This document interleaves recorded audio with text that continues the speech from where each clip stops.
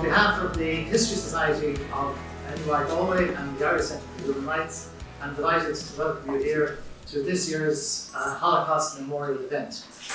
Some years ago, Tomi came for the first time to us, invited by the Centre, and we were so impressed by his contribution and the importance of Holocaust remembrance that we made a pledge to continue having an event every year to commemorate the Holocaust and the events, that dark period in European history.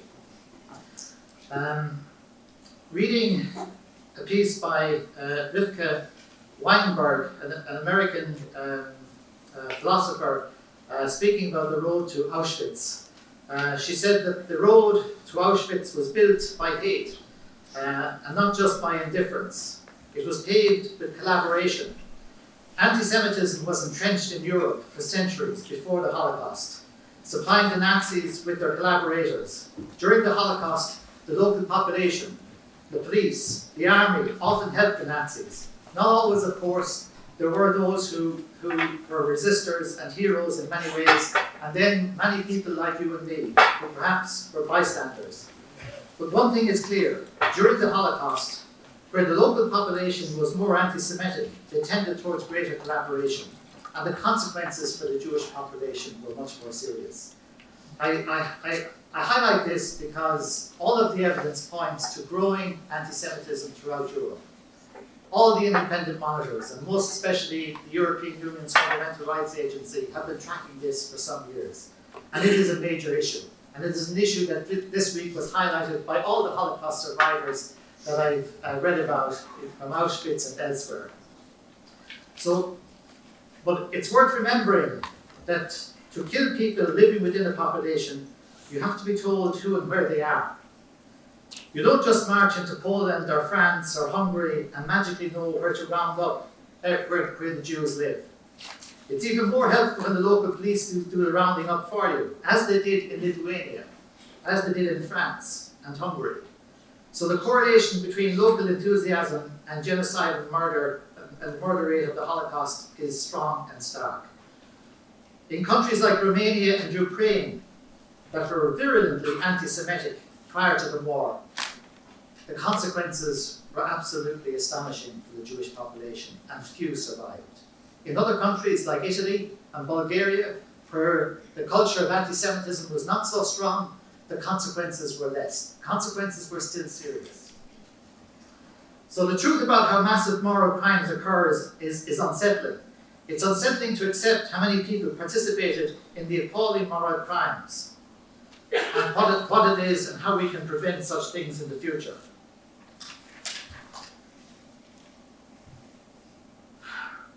Rivka speaks about the need to guard against hate and the need not to be collaborators by our indifference and by our apathy. Few people will be willing bystanders unless prior to witnessing an event they have been fed hatred, suspicion, and other elements of the dark side of human emotions. We don't expect everybody to be a hero.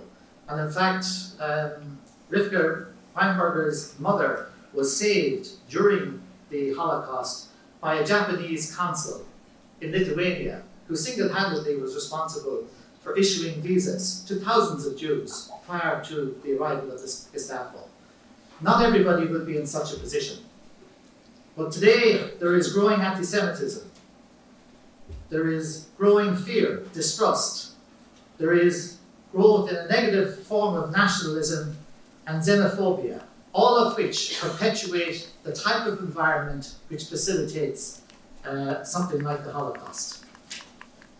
There's been some controversy, and this is what makes history quite important, and it's appropriate that it should be the History Society with the Human Rights Centre that should be hosting this.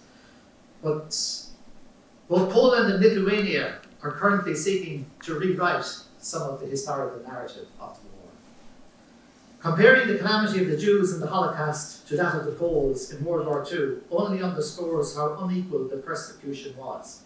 Not because Jewish blood is worth less or more than Polish blood. Murder is murder, whether the victim is Jewish or Polish, or from any other group. The difference stems from the different ideological motives that led to the acts of murder and to the way they were committed.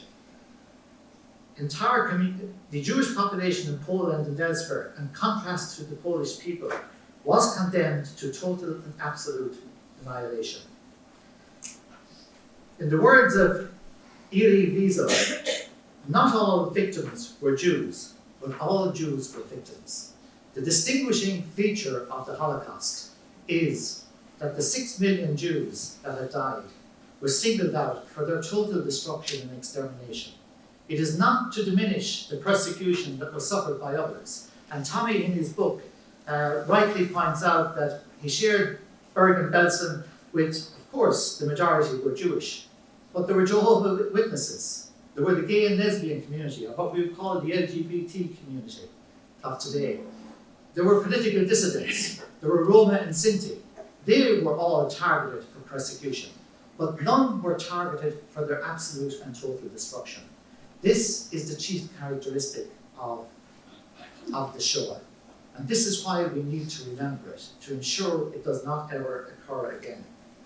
Hitler was reputed to have said, when challenged about the legality of the final solution, that whoever heard of the extermination of the Armenians?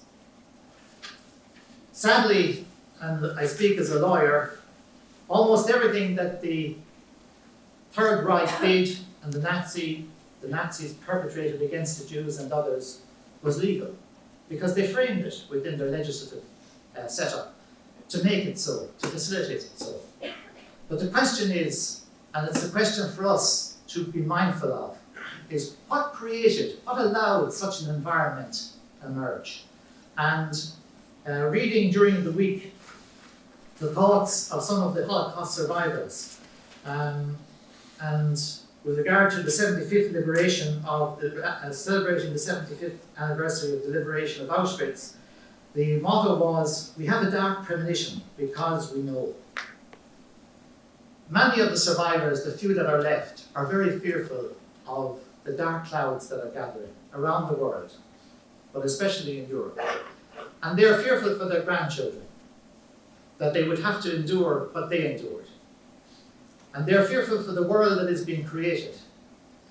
And they want to challenge us so that we do not listen to the voices of hatred, that we challenge the voices that seek to sow distrust between human beings, whether that's based on ethnicity, race, religion, colour, or whatever. These are artificial distinctions. These need to be challenged at the early stages.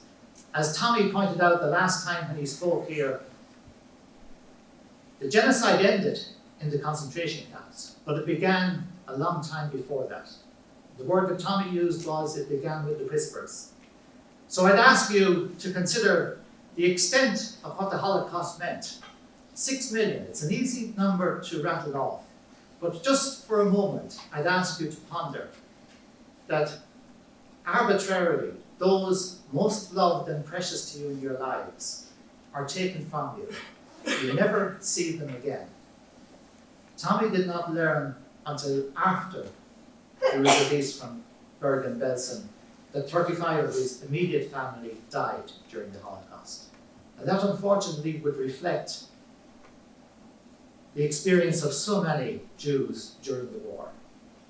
So we have a responsibility, and the Holocaust survivors tell us this. It's not just to have tears and for the memory of those that died. To truly honour and respect their memory, we must ensure that it doesn't happen again. And we must be mindful, and I'm taking this from the words of the survivors, to protect all minorities, to protect all vulnerable groups. Of course they're concerned about their Jewish descendants, but they're also concerned about all similar groups.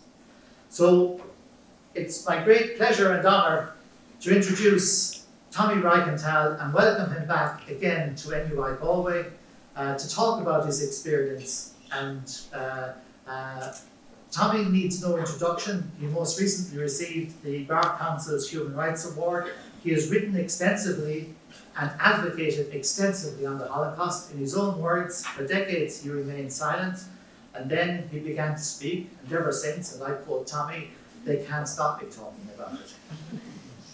But it is such a rare opportunity to meet somebody with such humanity and such ability to forgive, and with a great sense of the rights and wrongs of the world. I was so impressed the last time you were here, Tomi, when you challenged the audience to remember that you were once a refugee.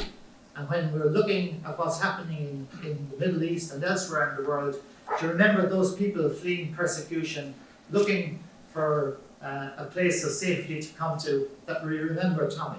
And we remember that we did not have, and I speak here to the Irish audience, we did not have a record to be proud of during the Second World War, or in the aftermath of the Second World War. In fact, we should hang our heads in deep shame. I'm delighted also to welcome Ben Barkow, who agreed to come from the United Kingdom, who is a renowned Holocaust scholar and has taken time out of his busy schedule. He's recently retired from London's Wiener Library, where he was director. It's the world's oldest institute created for the documentation of the Holocaust, where he worked for 32 years. Today he is chair of the Academic Advisory Board of the UK's Holocaust Memorial Foundation, which is creating Britain's National Holocaust Memorial next to the Houses of Parliament. He is also on the advisory board of the Imperial War Museum's planned new Holocaust Memorial exhibition. And he is, as a Holocaust scholar, he has written extensively. So I'm now going to explain that Ben will have a series of questions which he will put to Tomi, and there will be discussion, free-flowing discussion. At the end, then, we will have a question and answer stage. I want to apologise on behalf of the Deputy President, Paul O'Doherty, who actually was supposed to chair this evening's event. In his absence, I'm going to do so. So I'm now going to hand the floor over to Ben and to Tomi.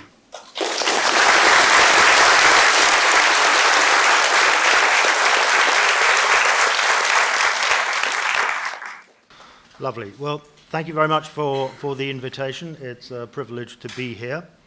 I think for many people, they have the impression that most, if not all, that there is to be known about the Holocaust is now established. And the reality is really very different. And I would say we remain quite near the beginning of the process of researching and studying the topic, a process that I imagine is going to continue for centuries rather than decades. New things come to light routinely. As an example, a recent book, a book just published, I think a week or two ago, by Heather Dune McAdam, examines the first transport of Jews sent to Auschwitz in 1942, which comprised 999 women from Slovakia, who had been sold by the Slovakian regime to the Nazis at the rate of 500 Reichsmarks per head in order to be disposed of. And the impact that this had on me is to bring Slovakia to more to the center of concerns about the Holocaust. And I mention this partly because Slovakia is very much the focus of our discussion this evening.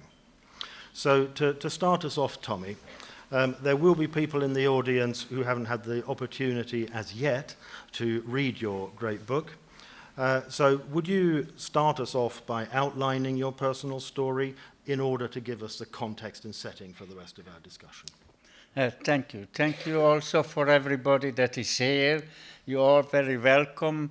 And Ray, thank you for inviting me and presented me your introduction about me. Thank you very much. I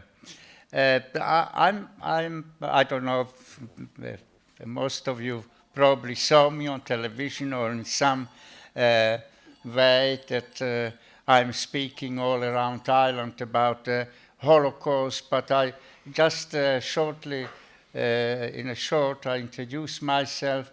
My name is Tomi Reichental. I'm living in Ireland for the past 60 years. I'm Jewish and I'm a Holocaust survivor.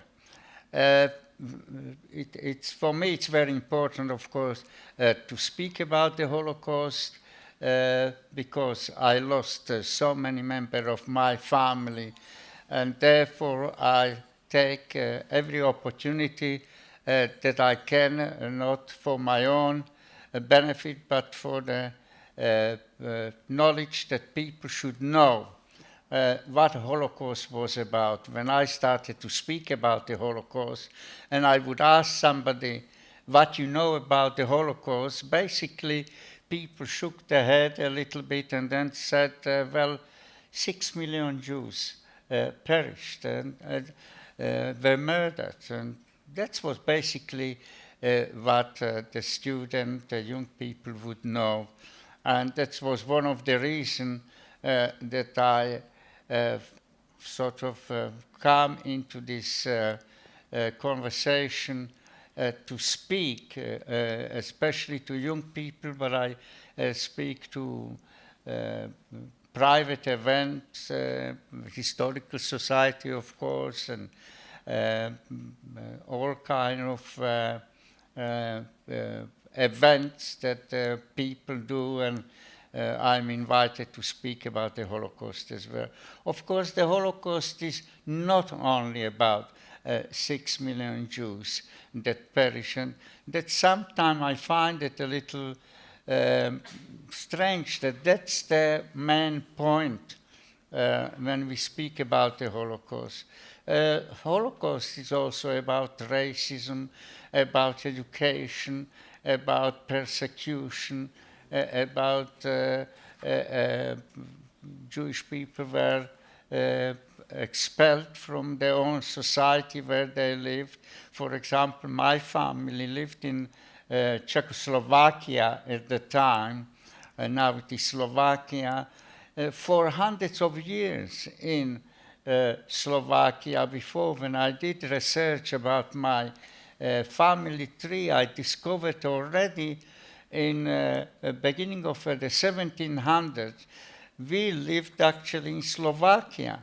And one day we were just expelled from the society. We were Jewish, and therefore we didn't belong to the Slovak society. Anything that was going wrong in Slovakia, the propaganda pointed the finger on the Jews of Slovakia. It's their fault. And unfortunately, today, when only about 300 Jews live in Slovakia, the anti-Semite, when there is any problem, they're again blaming the Jews for, it's the fault of the Jews. And well, before the war, there were about 85 to 90,000 Jews in Slovakia. Today there are only 300.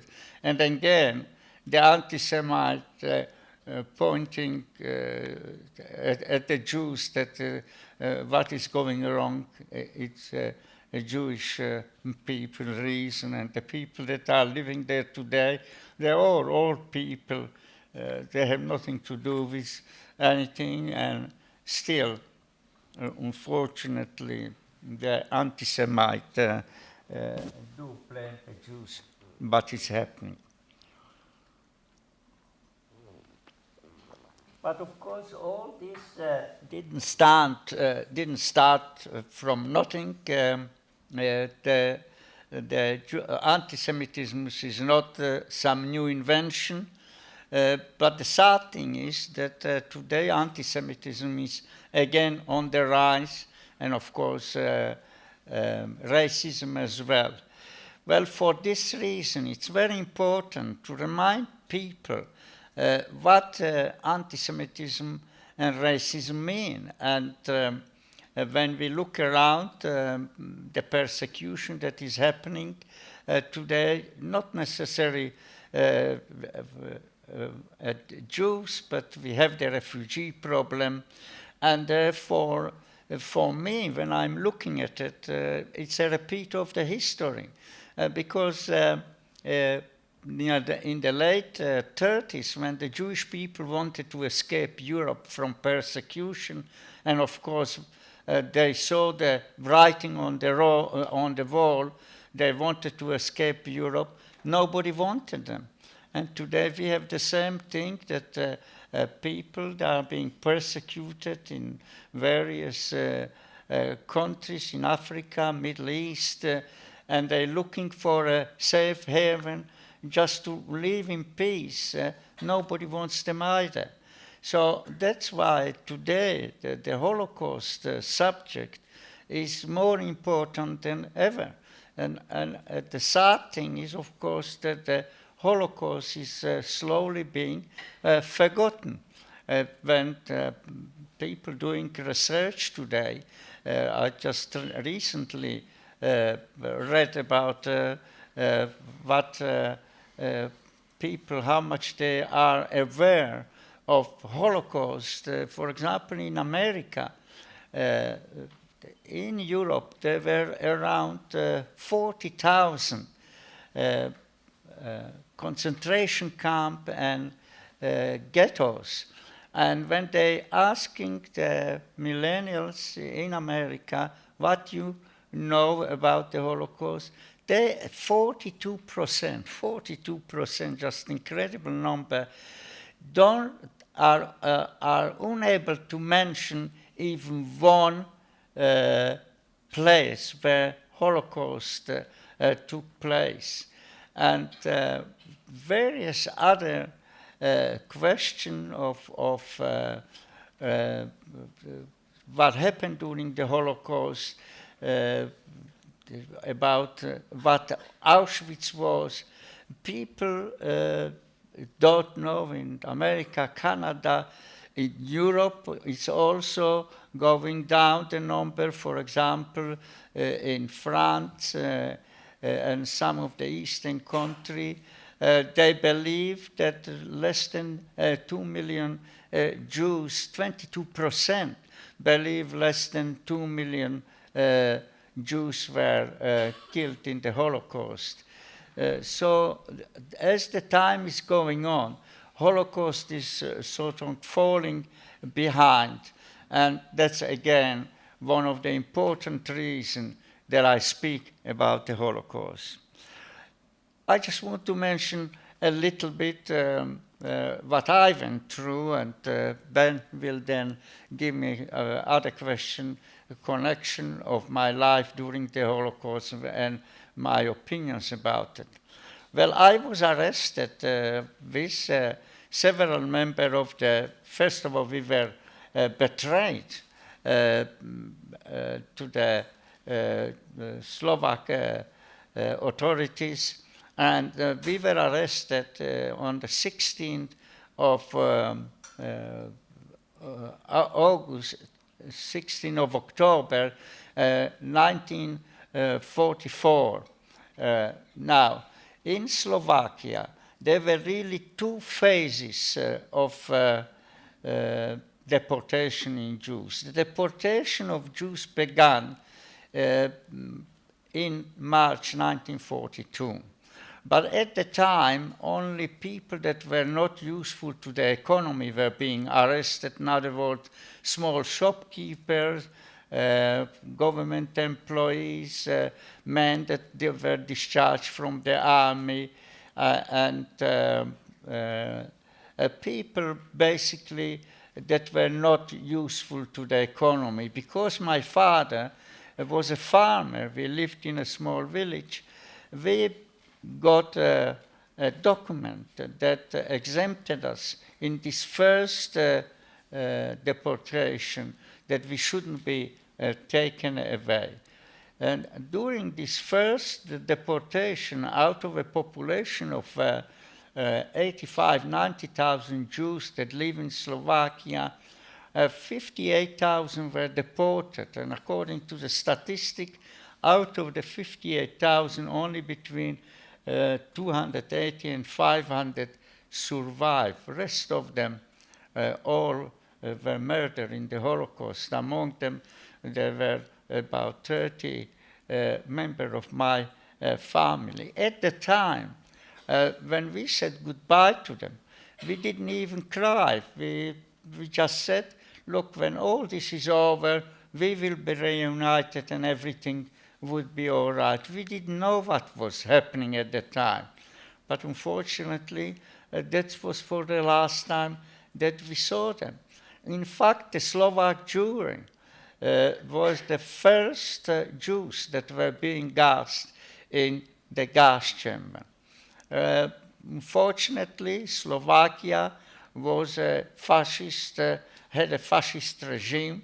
Slovakia was very friendly to the Nazi regime in Germany, and therefore Slovakia was even not occupied by Germany, while the rest of Europe was being occupied, like France, Belgium, Holland. Slovakia cooperated with the Germans. There was great cooperation in helping with the war effort. When the war started in 1939, Slovakia provided the transport for the manpower and equipment, ammunition, heavy equipment like tanks and guns to be transported through Slovakia to the Polish border, where of course the war began.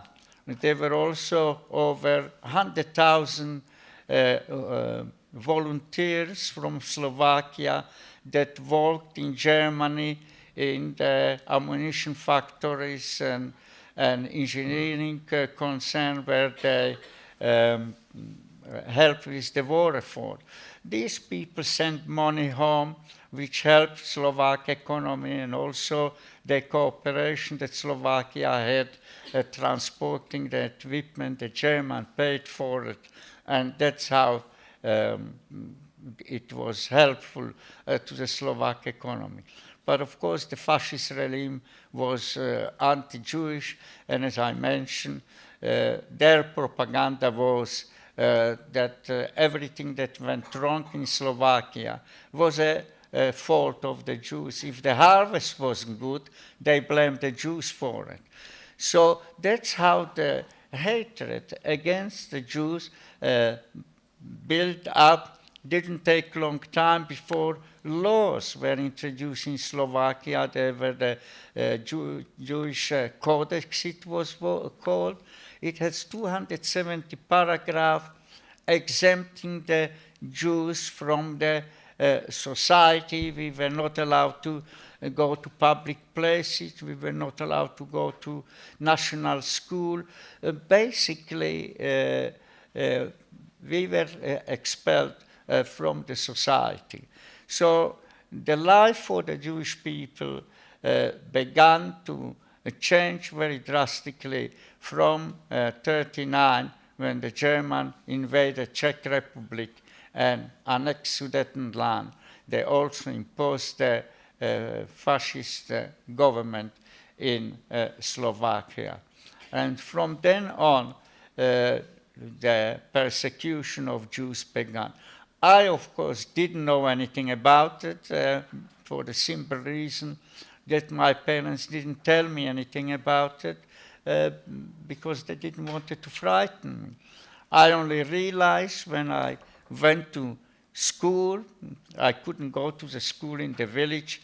I was expelled because it was national school, so I was sent to the neighboring town, which was called Nitra, and I had to wear the yellow star. And when my aunt saw the yellow star on my coat, and I asked, what is that for? Because in the village I didn't wear it. Everybody knew us anywhere, and there was no police to impose the law. So when I asked, she said, no, it's nothing. We are Jewish, and we have to wear the yellow star. I didn't even ask why or what.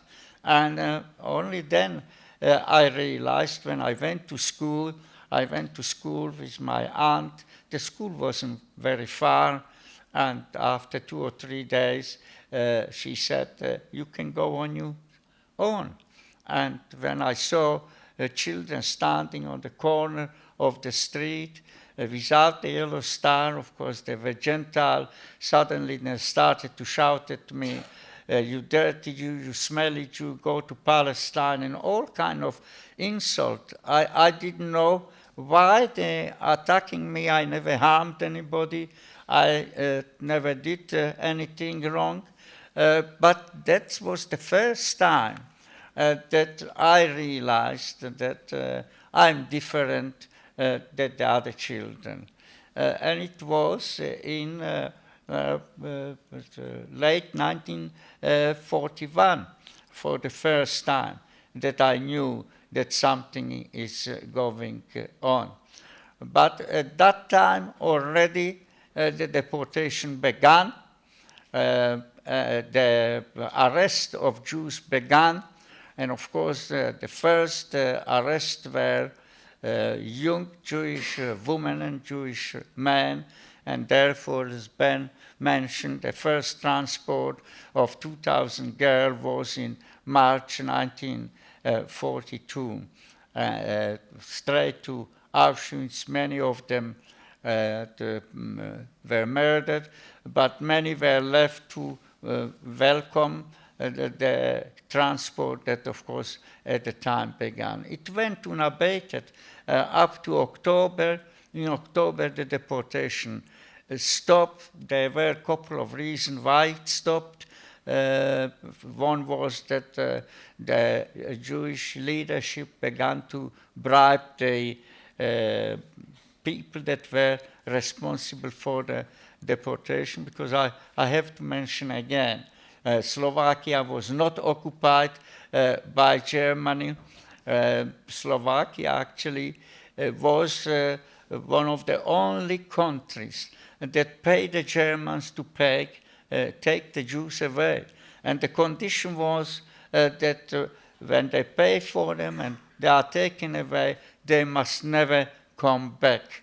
And at the time, I remember the propaganda was that the Jews are being taken away, they are working, and the films that were shown where people are making their laundry, playing all kind of sport, eating in nice eatery, like places, sort of restaurant. And of course it was all lies, unfortunately. Slowly the news were filtering what was really happening in these concentration camps. So the Jewish people began to be very afraid, and they're hiding. They in all kind of families that they would pay them, and they would hide them for a while, and when the money ran out, they said, you have to leave, and unfortunately they also ended up in concentration camp. But the Slovak people also suffered during this Nazi dictatorial regime. So in August 1944, there was a rebellion against the Slovak government, and because a lot of the soldiers and police joined the rebellion, Germany occupied Slovakia, not because they wanted to occupy Slovakia, but because they wanted to save the sympathetic Slovak regime. Within a very short period, the rebellion was suppressed. Thousands of young Slovaks died in this battle. It is estimated about 15,000 lost their life during the uprising. It was suppressed. The resistance continued, but unfortunately, with the German army, also unit of Adolf Eichmann arrived to Slovakia. Adolf Eichmann, you might have heard about him. He was the man organizing the transport into this extermination camp. And of course, immediately the Gestapo joined the Slovak police. They became very efficient. They put spies all over the place to get reminding 25,000 Jews that were still left in Slovakia. And during this time, we were trying to hide, and it was sort of a period that because of the Slovak people suffered under this fascist regime, many of them were helping us a little bit. So when the police was in the neighboring village looking for Jews, they would inform us that there's police is on the way, and we would run to the cornfield and we would hide there. When they come to our village looking for us, the house was locked, and probably they reported to the superior that we were not home. And this was happening many times, but eventually, fortunately, it was 16th of October that we were betrayed and arrested. My father was arrested separately before us, because we moved from our village to Bratislava, and from there we were going to a new place, pretending that we were Gentiles. We had false paper, which were provided by a Roman Catholic priest from the village to us. He really, it was a great courage of him to do this, because if he was found out at the time that he gave us false paper, he also taught us, my brother and myself, a little about the Roman Catholic religion, because when we were going to the different village, of course we would have to go to the school, and if we didn't know anything about the Roman Catholic religion, they would have known very quickly that we were Jews. So we were, what he did, it was very heroic, and I actually, well, after the war, 40 years later, I visited the village for the first time, and I went to his graveyard thanking him for his effort to trying to save us. Because at the time, if he was found out, he wouldn't have been put on trial. He would have been put to the wall, and they would have shot him. So it was very heroic thing of him to do. But as I said, we were, despite the fact that we had a false paper, we were betrayed, and we ended up in Bergen-Belsen concentration camp.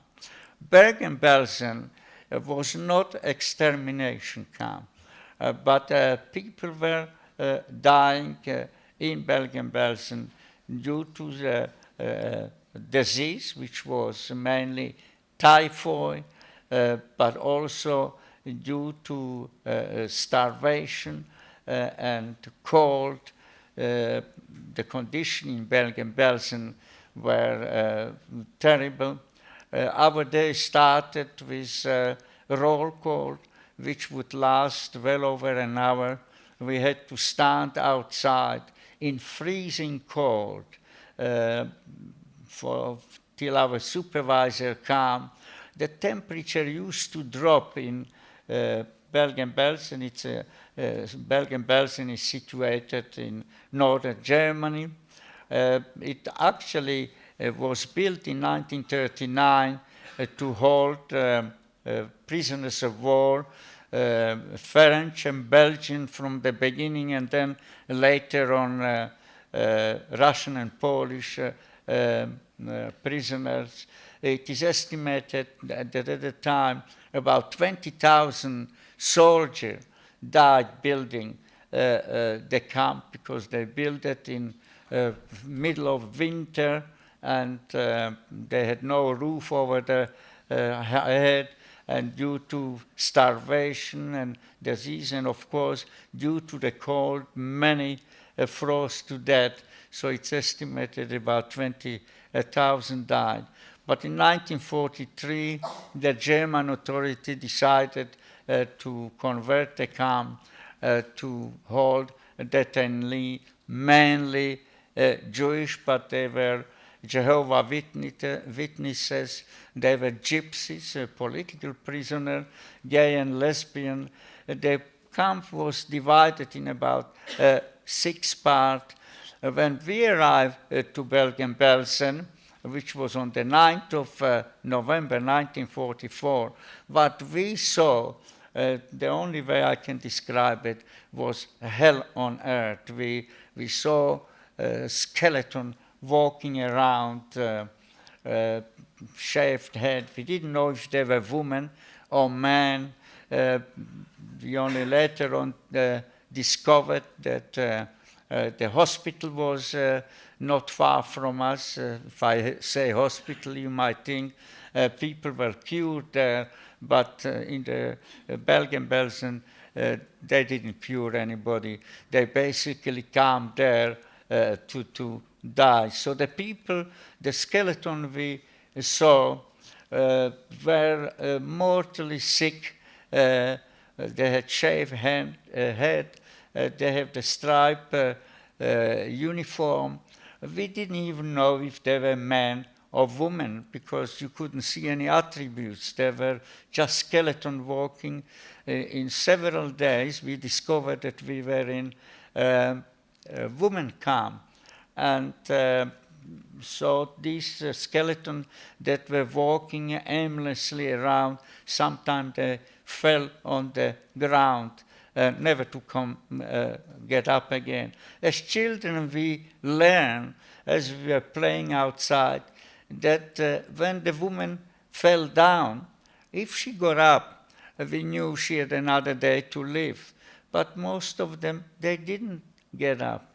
And we actually were looking people dying in front of our eyes. But as I said, it wasn't an extermination camp, Bergen-Belsen, but people were dying from the cruel life that we lived there. We were supervised by SS women. They were worse than men. For anything, the slightest thing, if you stepped out of the line, you were beaten up. You had to be very disciplined. If you didn't keep your place according to the rule, you would be beaten up. I saw daily beating of inmate, which as I was at the time only 9-year-old. We didn't understand. We didn't comprehend that all this what we seeing around was it was a crime against humanity. So as children, we really didn't grasp the crime that was being committed. So I must say, I survived the camp, the Holocaust, very well. I didn't suffer after the war with nightmare and having bad dream or anything like this. Whereas the adult, they suffer much more because they understood what was happening, and many were affected for life. And still today we have institutions where Holocaust survivors are living because they can't face the outside world. So it's 75 years later, there is still they're suffering. We were starving, and starvation is a terrible thing because first you are hungry and then you begin to starve. And when you're starving, the body eats itself from inside, and finally you become like skeleton, and eventually you die. The food that we ate per day was not sufficient to sustain you alive. Our intake of food, when we want to translate it into a scientific way, a normal person, adult person, would eat about 2,500 calories a day. Anybody that works at hard work, or sport people that have to train and be able to do the sport they do. They even eat 3,500 calories. Our intake of calories was a little over 600 calories. That's not sufficient to sustain your life. And therefore, when you're seeing these archive film, and you will see a lot of them now because of the 75 years commemoration since the end of the war, you see all the inmates in concentration camp, they are skeleton because they were all starving. And eventually, they died. And many of them, they couldn't bear this time of starving, because when you're starving, you don't die overnight. It takes weeks and months, and they couldn't bear it. They would run towards the barbed wire and in the night, and of course the guards in the watchtower, they would see them. They would shoot them. They didn't want to escape. They couldn't escape. They just wanted to escape the torture that they were suffering. And we used to hear these shots being fired during the night, and in the morning we would see the corpses lying over the barbed wire. So the life in Bergen-Belsen was very cruel. But eventually the German army was losing the war, they were retreating, and as they were retreating, they were taking the prisoner with them. And so many come to Bergen-Belsen. Bergen-Belsen was built for about 25,000 prisoners or detainees. But when these prisoners come from Auschwitz, it is estimated over 30,000 come to Bergen-Belsen. There was no room for them. There was no food, so we got less food. And the huts that were built for 150, 200 people suddenly contained 600, 700 people. So it was at this time that the tragedy of Bergen-Belsen happened, because in this congestion, in these huts, epidemic of typhoid broke out, and people began to die in the hundreds. It is estimated that between in February, March, and April of 1945, per day, over 500 inmates were dying in Bergen-Belsen. We had a crematorium in Bergen-Belsen where the corpses were being burned in the normal time, when every day, as I mentioned, people were dying from starvation, cold, and disease. They might have every day died 60, 80, 100, and there was a crematoria where these corpses were being burned. This crematoria went 24 hours a day from the day we arrived till days before the liberation. But of course, when so many people began to die, the crematoria could not cope with these corpses, so the corpses were thrown outside. And we began to see that these piles of corpses were being all over the camp. I remember as children also, where we had a little green area to play, suddenly we have piles of corpses. And we played among these corpses. We played hide and seek, we chased each other. So you can imagine the scene. These corpses were decomposing and rotting away.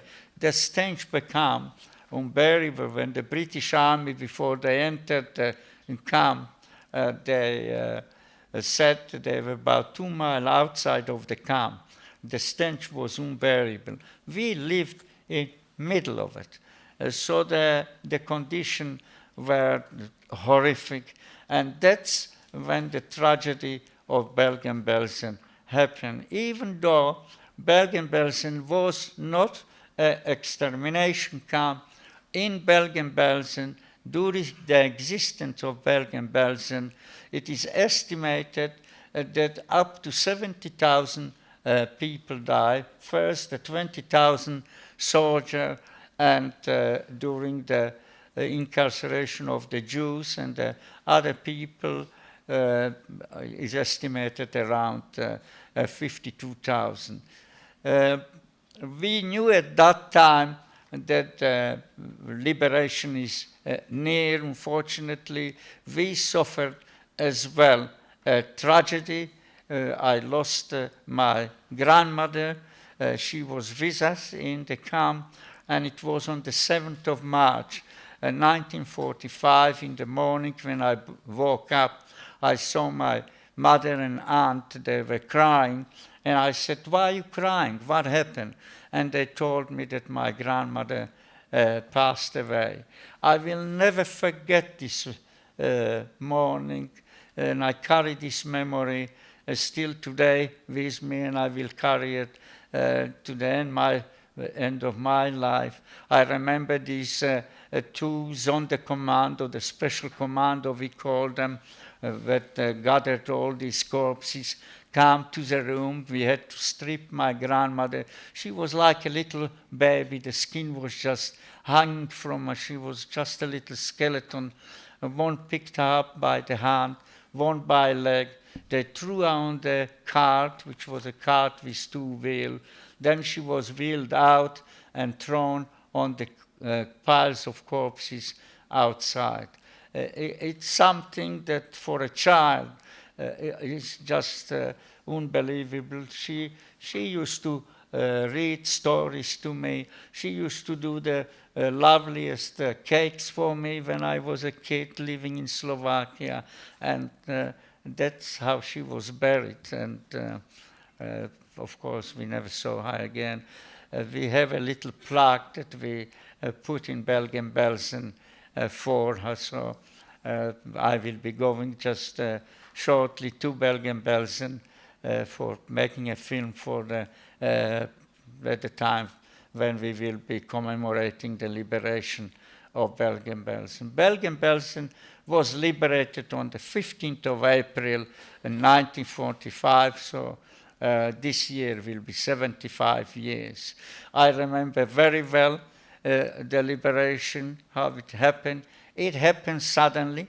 We were expecting it because the people that come from Auschwitz told us that the German army is retreating.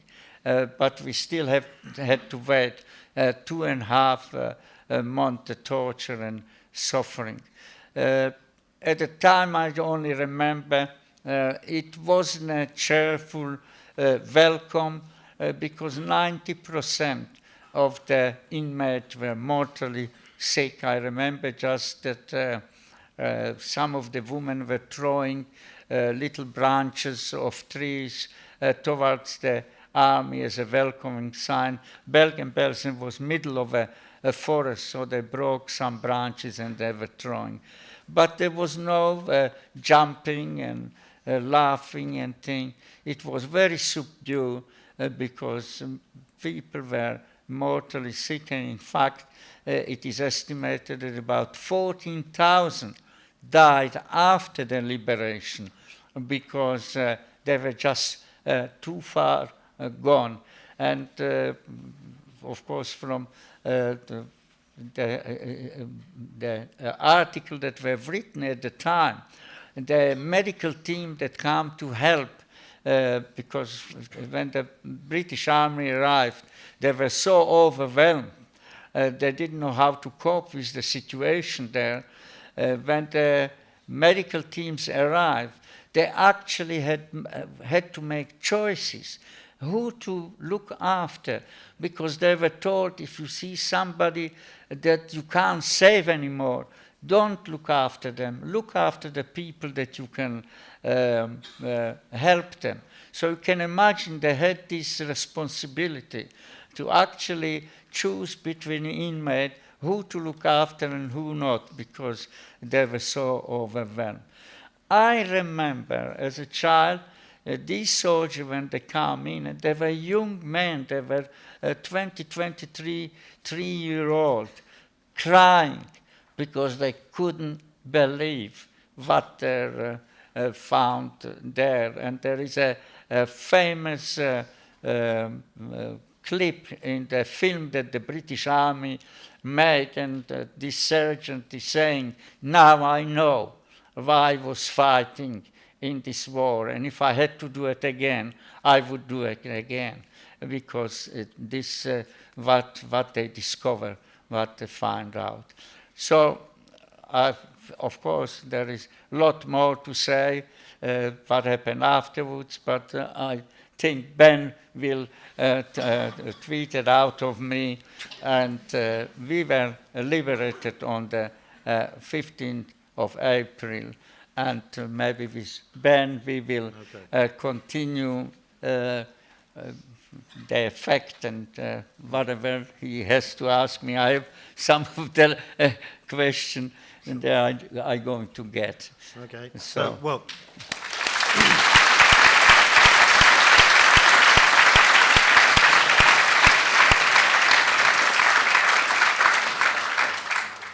In the book, you write that for many years you didn't speak at all about these experiences during the Holocaust, although your family was aware that you are a survivor. Yeah. Can you tell us something about how and why you came to feel that you could and should and maybe wanted to explore these terrible episodes in detail and to share them not just with your family, but with strangers like us? Yeah. How did that come about? Yeah, no, of course, after the war, when we were liberated, we went back to Slovakia. It is not something special, but most of the Holocaust survivors didn't speak about it. They didn't speak about it because it was so horrific that we wanted to forget about it. Of course, we never will. Nobody could forget about it. It was so horrific. And I only remember when my kids went on holiday to Disneyland, to America, and they came back, and my grandchildren as well. They were just keen to tell me what they experienced, how they went on these various enjoying events that they have in these places. But when I come home, I didn't tell my father nothing. I just come home like I come from somewhere nowhere. I imagined, because we were we were with my mother and my aunt. I have one cousin with my brother. We were there, and I suppose my mother must have told my father, because we were reunited, thankfully, after the war, where we were and what happened. And therefore my father didn't ask me, what did you do and all this? So I stopped speaking about it. Then I started to go to school and conducted my life like nothing happened. And I didn't speak about my experiences for 60 years. I never spoke to anybody. I retired because I said I have no more responsibility. I had my business, and I don't need to work anymore. But of course, I was always a very active person. And I began, for the first time, write some article to a magazine. And for the first time, about my experiences. So, of course, immediately the media came up to me, and they wanted to know more and more. And also in 2002, the Holocaust Education Trust started here in Ireland. But they didn't know that I was a Holocaust survivor. But once they saw it in the newspapers and television, once they saw me, they approached me to speak about it. And I remember at the time on the first Holocaust commemoration that I went to was, I think, in 2004, and they wanted me to speak a little bit about my experiences. I said, I can't, but I will light a candle. And I told that my son should read one of my stories, and that's what happened at the time. But at the time, I also realized that it was so little known. The young people didn't know what really happened during the Holocaust. As I mentioned before, when I asked some students, they told me 6 million Jews were murdered. That's basically what they knew, because what they learned in the historic classes was basically about the Second World War, and what was devoted was maybe an hour for Holocaust education at the time. Today, there is, of course, much more because of the Holocaust Education Trust that sends a lot of material to the school. And of course, I'm speaking all over Ireland. I visited over 600 schools only in Ireland, but I also travel and I speak outside Ireland as well. So at the time, they were asking me, and I realized that I'm one of the last witnesses to this horrific event. And it was sort of a decision that I have to speak in order to inform the young people about the Holocaust. But not only that, I also realized that I owe it to the victims that their memory is not forgotten. And so it was a very slow process that I started little by little speaking about the Holocaust until it got really out of hand. And I was booked 2 years in advance to speak every week, and now I'm speaking again quite a lot all over the place. And I sometimes mention, you know, for 60 years I didn't speak about the Holocaust, but today nobody can stop me. Because for me it's very, very important that we don't forget, because only by remembering the history we can stop the history repeat itself. And the one proverb or things that I always mention, Holocaust did not start with gas chamber. Holocaust started with whisper, town, dubbing, abuse, and the last step was the murder. And it is up to us all to make sure that we stop this happen again, if we stop it at the whispering stage. And this is the stage of today, and that's why it's so important for me to speak about it. Okay. I think it might just be useful for the audience to know not all survivors had this long period of silence, and some very important collections of testimony were formed even before the end of the 1940s, and then again in the 1950s. So there was quite a few books were written, and memoirs were written, studies were written, so, but not quite on the scale that really began, I think, in the 1980s. It then took off quite sharply. Now, your book is based, of course, primarily on your memories and on the stories of your loved ones and friends. But there is a great deal more in the book than can have come from the memory of a young boy. So I'm curious to know how you went about writing it, what sort of research you did, and what maybe you could try to describe a typical day while you were writing this book? What was the process that you went through? Well, of course, what I wrote was my biography. Yeah. That was the basic thing. But I begin the book where I'm talking about the situation in Slovakia before the deportation started, the political.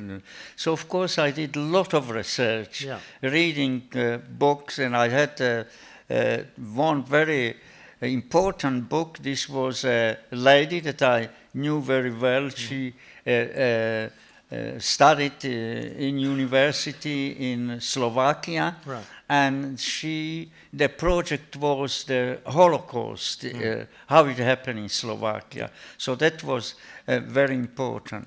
But also during the writing, when I was writing the book, because my cousin and my brother were with me, I got a lot of help from them. My brother is 3.5 years older than me. I was 9-year-old, he was nearly 13-year-old at the time. And my cousin, she was a very intelligent lady. She was a principal in a school, and her memory was very good. So any instances that you read in the book, and I write them in quite details, I always consulted with my brother and my cousin. And this is 60 years later, and I'm writing the book.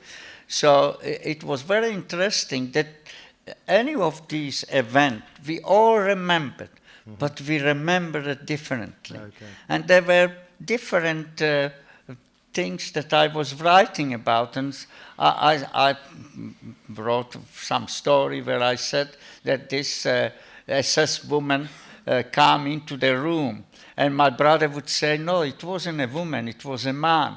So there was sort of a thing. I said to my cousin, what you remember, was it a woman or a man? And she said, no, that was a woman. So I wrote... So you went with that. The majority was with that. Democratic book. You wrote quite few books, so you know how it is with a publisher. I remember when... well, did you travel at all? Did you travel at all? Did you go at back the time, No, at the time didn't, of writing, I did not. And the publisher... many people ask me that I should write a book. And I said, no, unless somebody comes to me and wants me to write a book, I will do it, but I'm not a writer, I'm not I don't write book.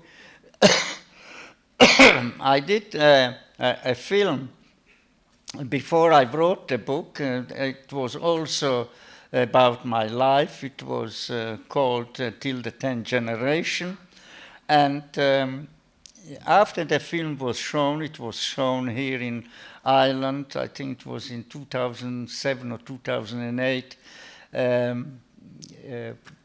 It was shown on the television and in the cinemas. A publisher came to me and said, I would like you to write a book and things. And you would know how it goes. The publisher comes with a contract to you, sign the contract, and you have to finish the book in October, and every 3 months you have to supply some. And I said Michael O'Brien was the publisher, the Irish publisher, and that basically why they do it, because they want to secure that they get the book, because when you write a book and then suddenly you begin to be very mean, you think to yourself, Michael, it's a small little publisher, why shouldn't I give it to Penguin or somebody? They will be more interesting, I will make more money, you know.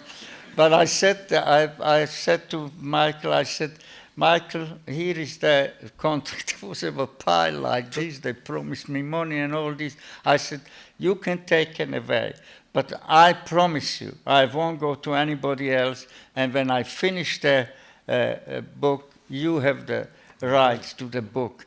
And I was very busy with my lectures and traveling all over the place. So writing it was 2 years for me to write a book. And writing a biography is also, I think, different than writing some research about different thing. When you're writing a biography, your brain begin to work from day to day. So while you're writing it, many things you begin to remember. You might not remember it exactly, it's like but that was the reason I always used to contact my brother and my cousin, and we sort of consulted to get the true story. So the book is very truthful, and the biggest compliment I got was when I sent the book to Bergen-Belsen, and I sent it to the man in Bergen-Belsen. His name was Dr. Rahe, who was responsible to describe the life of the children of Bergen-Belsen. And I sent the book to him, and he wrote to me back afterwards, and he said, I hope the Irish and the British will appreciate the authenticity of the book, because it's so exact what happened at the time. So the book is very truthful. I didn't exaggerate. There are things there which are horrific that I describe, and I remember them, and they did happen. I can't even speak about them. So that's why I called my book, it's for adults, it's not for children. I cooperated with another author, Etna Massey. We wrote a book called Tomi, which is for children. I have a couple of them here, so if somebody wants them. And they're for children from sort of 9, 10 years upward, just to introduce them to the Holocaust. I didn't put all these horrific things in, so it's very successful as well. Now, we're having this conversation here at the university as our way of marking Holocaust Memorial Day, and to remember, and I hope to recommit ourselves to the idea that these monstrous events should not be part of anybody else's future. And yet, the world around us is darkening at a frightening pace. Do you believe that we're capable of genuinely learning from the Holocaust to relate to the other with less hostility and hatred? And what difference, in your mind, has a generation of Holocaust commemoration and education made to that process? Well, it's a very important question today. And of course, we have to remember that after the Holocaust, this slogan was born, never again. I'm sure you heard about it many times. And can we really say today, did that promise held? Did it hold? And if we think about what happened since Holocaust in Darfur, in Rwanda, in Bosnia, just recently with the Rohingyas from Malaysia and Darfur, all these events were genocide. But I will concentrate really more to the thing that happened in Srebrenica in Yugoslavia, Croatia, where there was a genocide that didn't happen in 1945. It happened in 1995, only 25 years ago, where 8,300 boys and men were killed in cold blood. And these were not men that held weapons in hand or were fighting. They were killed only because they were Muslim. And that happened in 1995, not 1945. So you question, could it happen again? It could. And it's a very dangerous time today when we see that the racism and anti-Semitism all over Europe and more in Eastern Europe and even in America is on the rise. And therefore, if we're talking about usefulness of commemorating Holocaust, it's very, very important. We have to learn from the past, from the history, because if we don't learn, it will happen again. And you must remember only a couple of months ago, here in Ireland, I'm living here 60 years, for the first time, the debate about racism, bullying, and statement from leaders in our society, demonstration against refugees here in some of the villages, and statement from, as I mentioned, from leaders of our society, and then saying something against the travelers, which we have problem here, and then just apologizing, thinking that that's enough, but because of the politics, these people stayed in the post. But we must remember, when they said it, they meant it. And it's not enough just to apologize. There should be consequences. That's what we have to make sure, that the people have to know they did wrong. It's not just to apologize and everything is all right. We had a couple that was on the Late Late, that, if you remember, the girl was Irish girl, the boy was a foreigner, and they got such abuse that they had to leave to England for a couple of weeks because the threats that they received.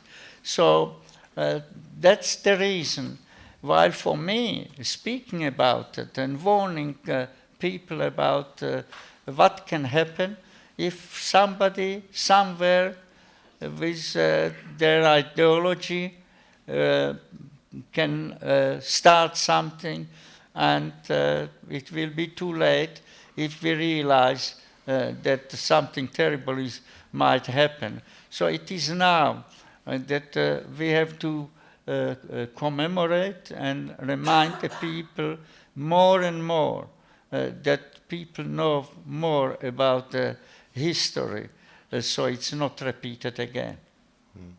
Okay.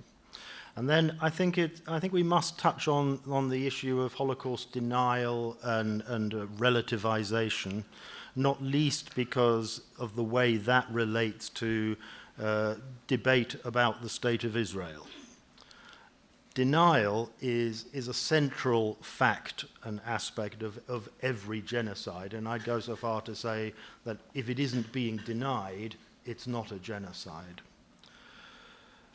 But in the case of the Holocaust, it has a critical contemporary importance, because the purpose of denying the Holocaust is to undermine the legitimacy of Israel as the national home of the Jewish people. And so as a survivor of the Holocaust, but also as someone who has lived in the State of Israel, what are your feelings about this?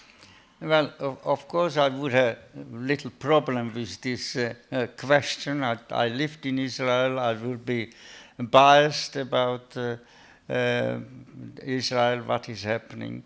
It is a big problem for me as well, especially when I'm talking about refugees and everything like that. But the bottom line is that the Jewish people had to have a homeland where to go. When we take Israel now, what is happening there, the unfortunate thing is it was right that Israel was established, But at the same time, there were people that were displaced. I don't want to go to the political thing, whether they were thrown out or whether they went on their own accord because what was happening there, it has to be resolved what is happening there politically today, and make sure that all the people in Israel can live in peace. Before the Holocaust, in Israel, it was called Palestine at the time, Jews lived in that place for thousands of years. So nobody can say that they are stealing some area from some other people. It belongs to the people that are there, and it belongs to Jewish people that arrived there because of having a homeland. Jewish people needed a homeland, so that what happened in the late 30s can't happen again.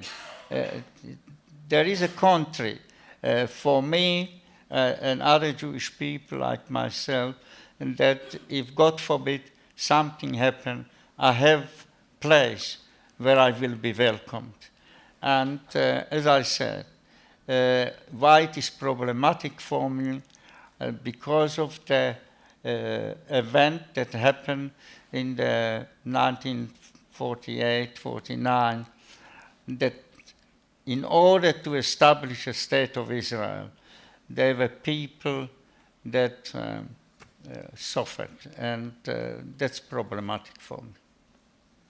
And then this must be our last question. In both EU and in UK politics, the resurgence of anti-Semitism has made a very big impact. And it's anti-Semitism both from the far right and from the left. And I think it's fair to say that in the UK, this issue made a significant impact on the outcome of the election in December. Do you have thoughts about why anti-Semitism has come back to haunt us today, when for decades after the war it was thought that we are finished with this? Do you have any thoughts about that? Well, I have, specifically as a Slovak, whatever happened in Slovakia. Of course, it's something that always bothers me as far as the anti-Semitism is concerned, because, as I said before, we lived there for centuries and generation, and I thought I will live there till end of my life and enjoying this. This was my country. And when we were coming back from the concentration camp, the people were still poisoned with the propaganda they were going through and everything, and they said, oh God, more of the Jews are coming back that were taken away. And as I mentioned, in Slovakia lived about nearly 90,000 Jews. By end of the war, around 17,000 survived. So this anti-Semitism, these anti-Semites again shouted, oh, more of them coming back that were taken away. But today, for example, in Slovakia, and at the time, of course, they blamed the Jews for everything that was going wrong in Slovakia. Today we have a party in Slovakia. It's called Slovakia for Slovaks. These people have the same ideology of the late 30s. They're racist. They don't want any refugees in Slovakia. They're marching with the fist in the air, and they're shouting Slovakia for Slovaks. The same slogan that they were shouting in the late 30s and 40s. And today in Slovakia, there are only about 300 Jews living there. They're all old people. They're all in their 70s, 80s, very few young people. And when something is going wrong, these anti-Semites, they say it's all fault of the Jews. I mean, there are only 30 people in a population of, I don't know, 20 million or something. You know, and why? You ask me why, I have no answer. No answer. It just, there is no answer to this. But if I'm talking about individual deniers, like David Irving, or people like that, these are simply anti-Semite. They hate Jews from what reason, who knows, and unfortunately, it is something that I think very much about, that I have to speak, because when I'm gone and every the Jewish people that suffered during the Holocaust, the people that are the witnesses to what happened, it will be an open discussion for the deniers to say, oh, they're all rubbish. This is all Jewish propaganda. It's never happened again. But I hope that you, young people like yourself and everybody else, will be able to say, no, it did happen. We actually met somebody that was there. And that's what is important to me. I spoke to well over 100,000 people personally that I met, like I'm meeting you. They go home and they take to the parents and friends and other people. So if I speak to like 100,000 people, there are many, many more that actually hear my story. And that's why it's so important for me when I'm invited by some media concerned, newspaper, radio, television. I'm very willing to go, so because that's the best place to tell my story and make more people aware what happened. By the way, the Friday that is coming now, I will be on the late, so if you will see me. So it's very important that this discussion and everything is brought to the large public, and that we don't forget. So I hope you will continue to speak for many years to come. But I would say, you know, what many of the things Tomi has talked about, we are entering a phenomenally dangerous era now, and in some ways, many of the societies across Europe are, as it were, sleepwalking on the edge of an abyss, and we need to really engage with these problems and find a way to resist and to defend the true record of history. I think our work here is done, as it were. Well, I think we've overrun our time, and I, for one, am getting hungry. So we'll stop there, and thank you very much for speaking to us.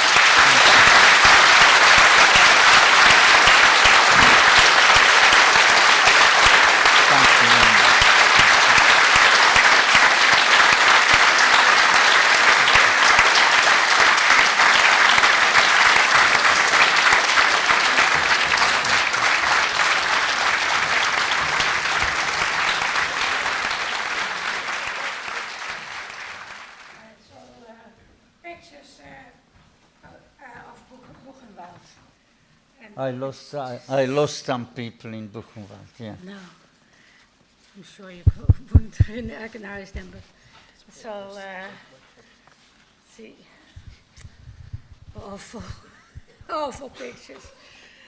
And who painted these pictures? It's Henry Pieck, a Dutchman, who was in Buchenwald, and he painted them in Buchenwald.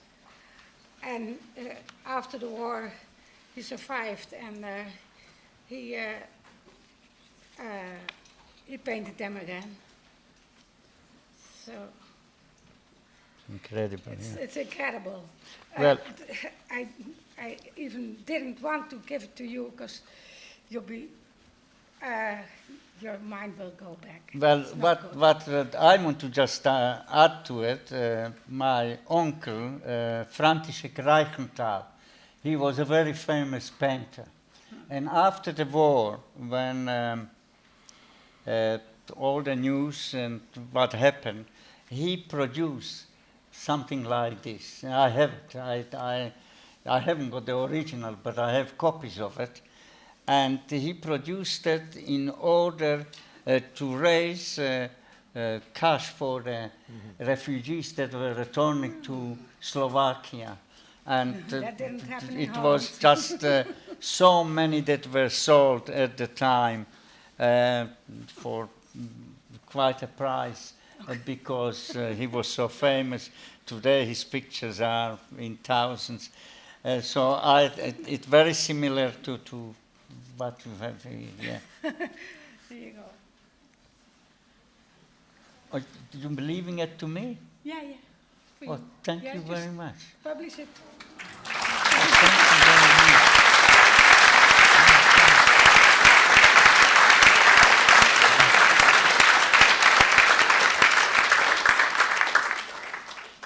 The one, yes, please. Thank you very much, Tommy. It was a privilege to hear you. And I don't know if you remember Zoltan Zinn. Yeah, of course. He came to I brought him to my school some years back to speak to my students in Nina, where I was a history teacher. But my question to you is this. To what extent do you think the 2,000 years of demonizing of the Jews by Christianity contributed to the Holocaust? Christian anti-Semitism, Why? the long history of 2,000 years. Christian anti-Semitism, and how did it contribute to the Holocaust? Yeah, I know. I made a film which is called Till the 10th Generation, and it's ending something similar. Somebody asked me and say, why is the anti-Semitism? There are several, of course, answers. When we go to religion, some people talking about the Jews crucified our father and all this type of thing. That was all right years and years ago because, in fact, Christ was a rabbi, you know. But why it is persisting all the time, God only knows. As I mentioned about that Slovakia today, these anti-Semites, when something is not right, they're shouting it's the fault of the Jews. There are no Jews there, but it is the fault of the Jews. But I like to also add to this. When we were at selection in Slovakia, there were 13 members of the family that were arrested together. We were arrested together. And I don't know if you know about the selection. It was a very cruel way how the families were split. The mother, children, old people would go to the left, the fathers and young men and women to the right. In other words, the people on the right went to slave labor work. They had a possibility to survive, but the people that went to the right, they went straight to the gas chamber. And we experienced this selection. And out of 13, 7 went to the right, and 6 of us went to the left. There were my grandmother, and aunt and cousin, my mother, my brother, and myself to the left. The people that went to the right went to Sachsenhausen and Buchenwald. One aunt went to Sachsenhausen, and 6 went to Buchenwald. At the time when we were separated, we didn't have time to kiss them or say goodbye. My aunt, her husband went to the right, and my aunt to the left. She had no time to even kiss her goodbye. And we waved sort of to each other, said, when it's all over, we will be reunited. It was the last time we saw them. Because when they came to Buchenwald, Buchenwald was a slave labor camp. People walked in stone quarry, in freezing cold, very little food, with disease. And 5 that went to Buchenwald perished. My aunt in Sachsenhausen, she died.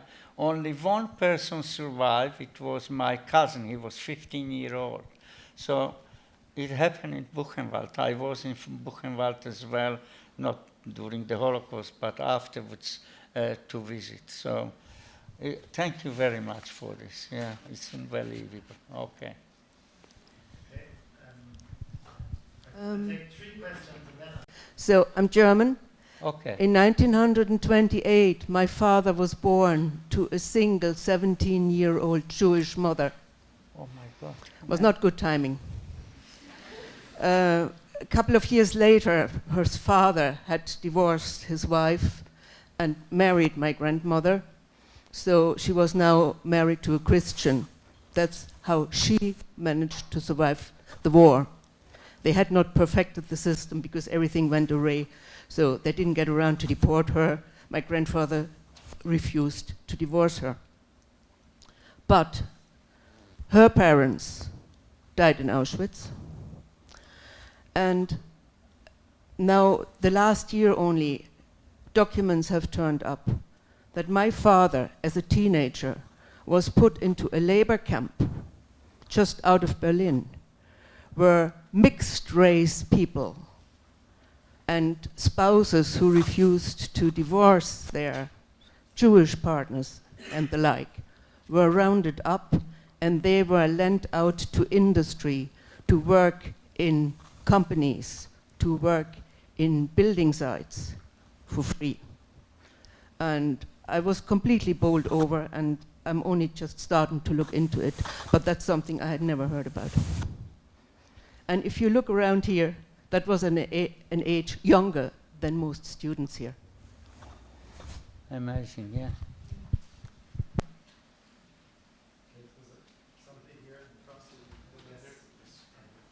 Hi Tommy, thank you for coming here to speak to us today. I was just wondering, have you managed to keep your Jewish faith through all this, or has that diminished since?